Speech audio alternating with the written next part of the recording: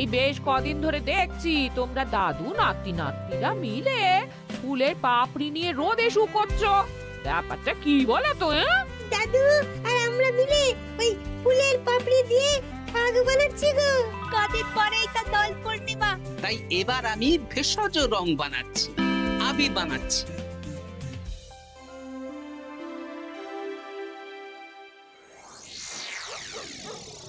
আপনারা এত সুন্দর ঘরবাড়ি থাকতে আমাদের এই পুকুর পাড়ে ডাকলেন কেন? আর বলিস না, কদিন ধরে তোদের গিন্নিমা গয়না গয়না করে মাথা খারাপ করে দিচ্ছে। ও বাবা গো, তাই নাকি? ও বলছে আমার গয়না চাই মানে চাই, ভূতে দিক কি ভগবানে সেটা আমার জেনে লাভ নেই। ভূত ভূত ভূতেই আপনাকে গিন্নিমার গয়না কেনার অর্থ জোগাড় করে দেবে। আহ, হিয়ালি না করে খোলসা করে বল তুই কি বলতে চাইছিস। তাহলে শুনুন মন্ত্রী মশাই, আজ রাত থেকেই কাজ শুরু করে দিন, রোজ ভর সন্ধেবেলা। বাহ, এই বুদ্ধিটা দারুণ দিয়েছিস তো। কিন্তু আবার কিসের কিন্তু মন্ত্রী মশাই? কিন্তু চিঠিগুলো যে লিখবো সেটা যদি আমার হাতের লেখা কেউ বুঝে যায় তাহলে কিন্তু কেলেঙ্কারি কাণ্ড হবে। বহুবার গোপাল এই চিঠিতে আমার হাতের লেখা দেখে আমাকে ধরিয়ে দেয় জানিস। হ্যাঁ, তাহলে তো মুশকিল হলো। আপনি বরং বিশ্বস্ত অন্য কাউকে দিয়ে চিঠি লিখিয়ে নেবেন। আর না লিখতে চাইলে কাউকে চমক ধমক দেবেন, সে লিখে দেবে। এ তো আপনার ওই বাঁ হাতের কাজ। এই তো পেয়েছি পেয়েছি। হ্যাঁ, আমি বাঁ হাতে লিখবো। হাতের লেখা খারাপ হবে কিন্তু চিঠিটাকে লিখেছে কেউ বুঝতে পারবে না। তাহলে আর দেরি কেন, চলুন এখন। কোথায় যাব? রং কিনতে হবে তো, রঙের দোকানে চলুন। ও হ্যাঁ, চল চল চল চল চল।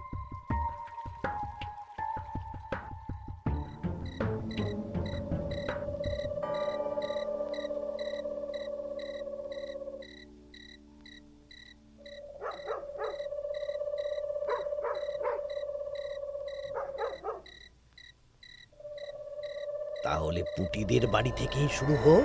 শুরু হোক।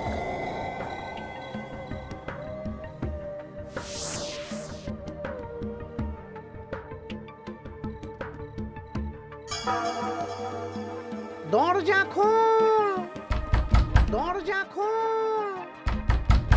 এই বলছি, কে যেন বলে উঠলো না, দরজা খোল। এত রাতে আবার কে ডাকবে গো? তুমি নিশ্চয়ই ভুল শুনেছো। না না, আমার কাঁচা ঘুম, আমি ঠিক শুনলাম।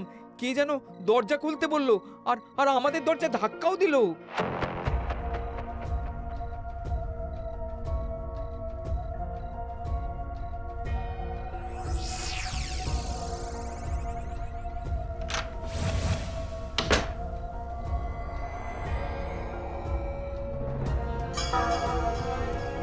ও মা গো! কি গো, কি হলো গো? আমাদের আমাদের বাড়ির দেওয়ালে কার যেন পায়ের ছাপ, রঙিন ছাপ। দেখি চিঠিটা দাও তো। আমি রঙিন ভূত, আমার পা মাটিতে পড়ে না। কাল সকালের মধ্যে বটতলায় 10 মোহর রেখে আসবি। আর এই কথা 5 কান হলে কিন্তু দেওয়ালের পা কাল ঘরের ভেতরে ঢুকবে। ও মা গো, ভূত ভূত ভূত!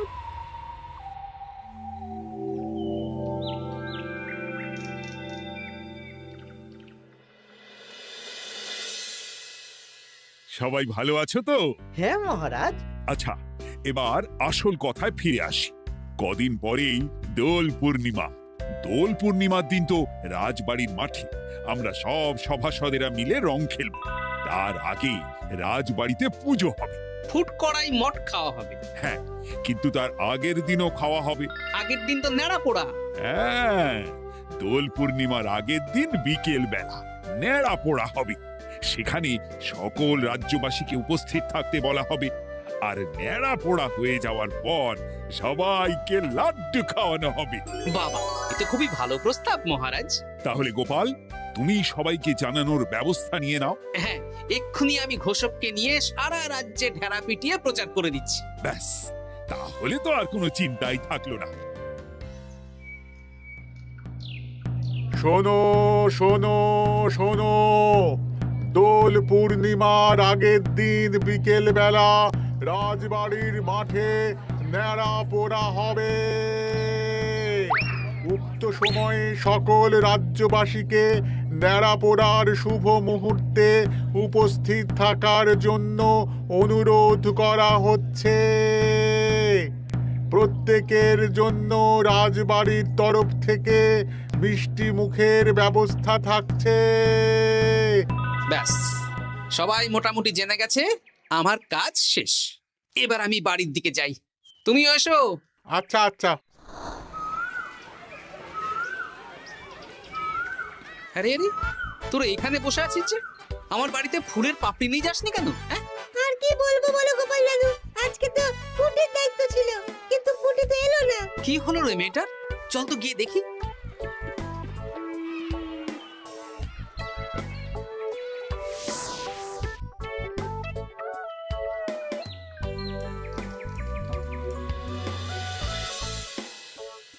কিরে পুঁটি, বাড়িতে চুপচাপ বসে আছিস আর আমার বাড়িতে ফুলের পাপড়ি নিয়ে এলি না কেন? কি করব বলো দাদু, মায়ের যে খুব জ্বর। সে কি, কি হলো গো পুঁটির মা? হঠাৎ জ্বর বাঁধালে কি করে? না না না, বলবো না, বলা যাবে না, বলা যাবে না। আহা, এমন কি হয়েছে যে বলা যাবে না? না না না, বললেই ঘরের ভিতরে পা পড়বে। ওরে বাবারে! কি হেয়ালি করছো পুঁটির মা? হেয়ালি না গো দাদু, হেয়ালি না, সত্যি ঘটনা। বললেই ঘরের ভিতরে পা পড়বে। আরে বাবা, কার পা? আগে বলো গোপাল দাদা, এ কথা তুমি কাউকে বলবে না। বেশ, কথা দিলাম। এই যে ন্যাপলা গুলটে বাবারা, তোরাও কিন্তু কাউকে বলিস না, নইলে নইলে রক্ষে থাকবে না। না না কাকিমা, আমরা কাউকে বলবো না। বলো না কি হয়েছে? আমাদের বাড়িতে ভূত এসেছিল, ভূত, আর বাড়ির দেওয়ালে পায়ের ছাপ দিয়ে গেছে। ওরে বাবারে, ওরে বাবারে! আচ্ছা, হ্যাঁ, তোদের বাড়ি ঢোকার সময় চোখে পড়লো বটে রঙিন পায়ের ছাপ। হ্যাঁ ওটাই, এই চিঠিটা পড়ো, সব বুঝে যাবে। আমি রঙিন ভূত, আমার পা মাটিতে পড়ে না। কাল সকালের মধ্যে বটতলায় 10 মোহর রেখে আসবি। আর এই কথা 5 কান হলে কিন্তু দেওয়ালের পা কাল ঘরের ভিতরে ঢুকবে। কি রে বাবা? বুঝতে পারছো গোপাল দাদু, কি ভয়ানক ভূত। আচ্ছা, তাই সোজা দেওয়ালে পা, মাটিতে পা পড়ে না ওই ভূতের। কি ভয়ঙ্কর! তা 10 মোহর দিয়ে এসেছো পুটির মা? না দিয়ে কি আর উপায় আছে গোপাল দাদা? ধার দেনা করে দিয়ে এসেছি 10 মোহর। তুমি কিন্তু এ কথা কাউকে বলো না দাদু, নইলে আমাদের আরো বিপদ হতে পারে। না না, ঠিক আছে ঠিক আছে, আমি দেখছি কি করা যায়।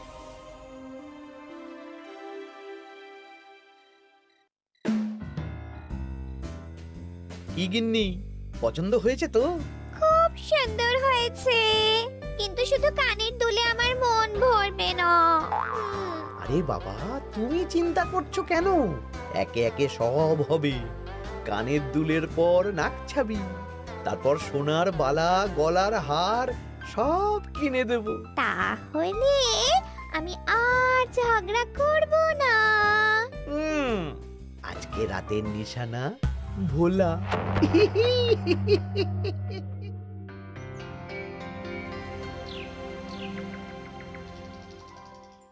চললাম গো গিন্নি, রাজসভা যাওয়ার পথে এই আবির রঙের দোকানে বিক্রি করে আসবো। আচ্ছা ঠিক আছে, ঠিক আছে। ঠাকুর রক্ষা করো ঠাকুর। একদম বিশুদ্ধ রঙিন আবির, ফুলের পাপড়ি দিয়ে বানানো।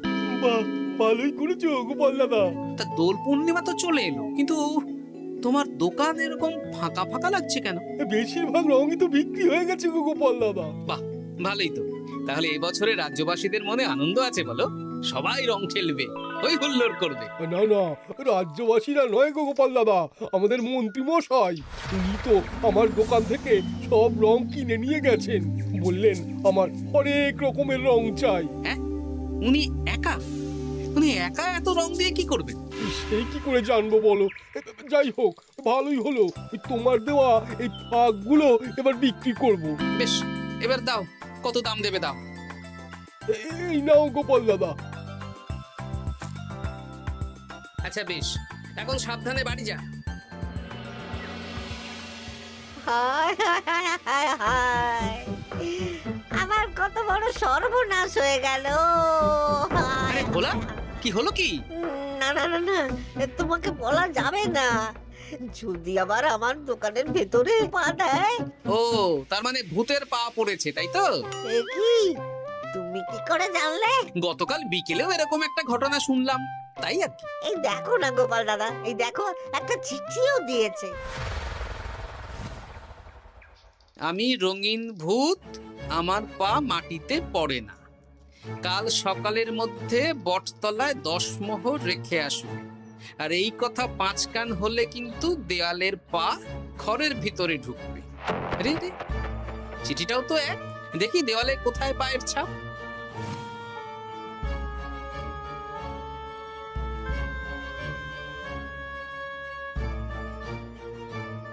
আচ্ছা, এ তো হুবহু একই পায়ের ছাপ, শুধু রংটা আলাদা। এ তো অদ্ভুত কাণ্ড। ও গোপাল দাদা, এবার আমার কি হবে গো? এখন 10 মোহর না দিলে যদি আমার দোকানের ভিতরে পা পড়ে? আমিও তো বুঝতে পারছি না গো। দেখো, যা করবে বুঝে শুনে করো। আচ্ছা গোপাল দাদা, আচ্ছা। ওরে বাবা রে,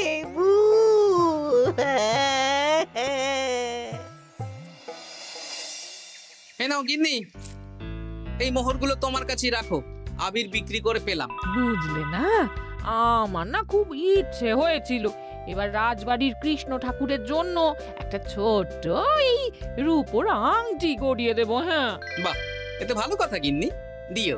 আমি বললাম তো, তোমার যা ভালো লাগে তাই কর। আমি কি করব? তুমি বিকেলে গিয়ে শ্যাকরার কাছ থেকে নিয়ে এসো, তারপর দোল পূর্ণিমার দিন পুজোর আগে রাজবাড়িতে গিয়ে দিয়ে আসবো খন। বেশ,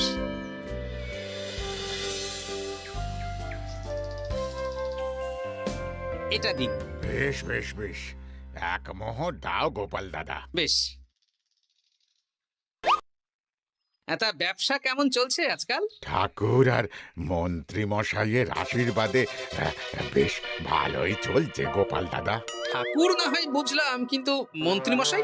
মন্ত্রী মশাই তো রোজই আমার দোকানে আসছেন আর গিন্নিমার জন্য নতুন নতুন সোনার গয়না কিনছেন। আজকেও এসেছিলেন। বলো কি? হ্যাঁ গো গোপাল দাদা, উনি আমার দোকানের সেরা খদ্দের। জয় ঠাকুর, জয় ঠাকুর, জয় ঠাকুর, জয় মন্ত্রী মশাই, জয় মন্ত্রী মশাই। মন্ত্রী মশাই হরেক রকমের রং কিনছেন। লোকজনের বাড়ির দেওয়ালে ভূতের বিভিন্ন রঙের পায়ের ছাপ পাওয়া যাচ্ছে। সবাই 10 মোহর করে দিচ্ছে। মন্ত্রী মশাই শ্যাকরার দোকান থেকে রোজ গয়না কিনছে। আচ্ছা, এর মধ্যে কোনো যোগ নেই তো? এই, আমি না কানা ঘুষো একটা কথা শুনলাম গো। কি কথা? গতকাল রাতে খগেন বুড়োর বাড়ির দেওয়ালে নাকি ভূত এসে পায়ের ছাপ দিয়ে গেছে। হ্যাঁ, বলো কি? খুব গোপন খবর। হ্যাঁ, আজকে খগেন খুড়োর গিন্নি আমাকে বিশ্বাস করে বললেন গো। হ্যাঁ, তাহলে পুরো রাজ্য জুড়েই ভূতের উপদ্রব চলছে। তার মানে ঠিক আছে।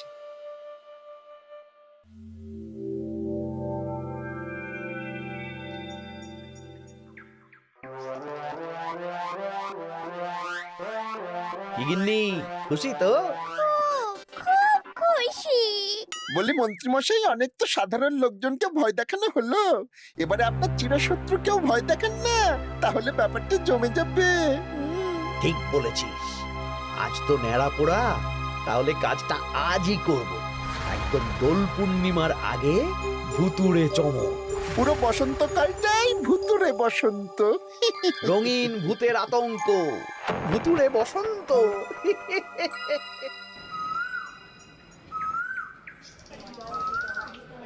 তাহলে এবার নেড়াপোড়া শুরু হোক।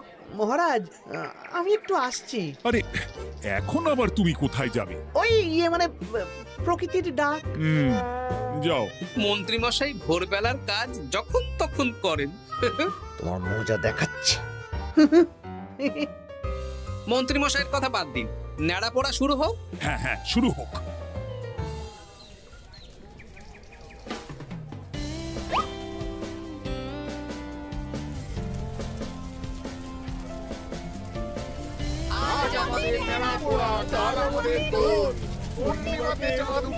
হরে কৃষ্ণ বল।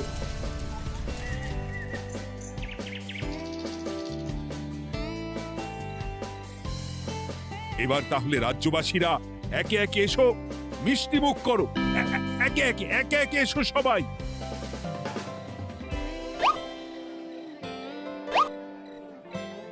কি মন্ত্রী মশাই, হয়ে গেল? হ্যাঁ, শান্তি। লাড্ডুগুলো বেশ ভালোই ছিল। হ্যাঁ, ঘিয়ে ভাজা লাড্ডু ভালো তো হবেই। ওগো, আমাদের দেয়ালে না ভূতের পা। ভূত ভূত। হ্যাঁ, তাই তো দেখছি।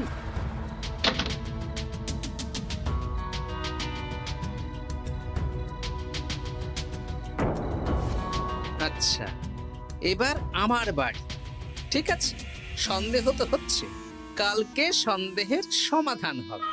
বেশ, আমি 10 মোহর দেব না। ওগো, যদি আমাদের বাড়ির ভেতরে ভূতের পা পড়ে?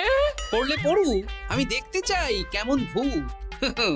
ভগবানের নামগান করো, কোনো ভূত কিচ্ছু করবে না গিন্নি।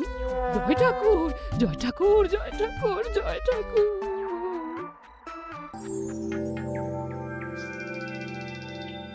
মহারাজ, আমি এই বছরের দোল উৎসব একটু বিশেষভাবে পালন করতে চাই। মানে রং খেলাটা স্মৃতিতে রাখতে চাই মহারাজ। তা কিভাবে? আমাদের রাজসভায় সবচেয়ে সম্মানীয় ব্যক্তি হলেন মহারাজ আর মন্ত্রী মশাই। তাই আজ আমি আপনাদের দুজনের চরণের ছাপ একটা কাপড়ে নিয়ে তারপর রং খেলা শুরু করতে চাই। আরে, এসব পায়ের ছাপ তো মারা গেলে নেয়। না না, এসব অশুভ কথা কেন বলছেন মহারাজ? আমি তো স্মৃতি ধরে রাখতে চাই। বেশ, তোমার যখন ইচ্ছে নাও। ওই রে,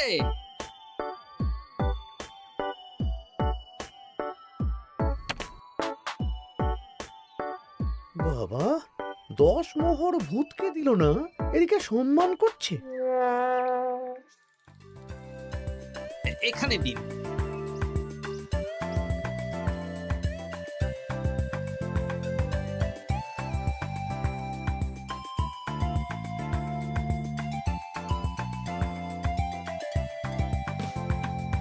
এই তো মিলে গেছে, একদম মিলে গেছে। হ্যাঁ গোপাল দাদু, মন্ত্রী মশাইয়ের পায়ের ছাপ আর ভূতের পায়ের ছাপ হুবহু এক। কি সব উল্টো পাল্টা বলছিস পুটি? হ্যাঁ, কিন্তু এখানে ভূত কোথা থেকে এলো? ভূত রাজ্যে অনেক দিন ধরেই চলছে মহারাজ। শুধু আমার সন্দেহটা একবার পরখ করে দেখে নিলাম, আসল ভূতটা কি। একদম বাজে কথা বলবে না গোপাল। আমার পা লোকজনের বাড়ির দেওয়ালে কিভাবে দেব? আমি তো এখনো অবধি বলিনি দেওয়ালে পা। আপনি কি করে জানলেন মন্ত্রী মশাই? আরে, কি হয়েছে আমাকে কেউ বলবে? মহারাজ, গত কয়েকদিন ধরেই লোকজনের বাড়ির দেওয়ালে দিনে রাতে ভূতের পায়ের ছাপ পড়ছিল, আর সাথে দিচ্ছিল একটা হুমকির চিঠি। এই তোমরা তোমাদের চিঠিগুলো দাও দেখি।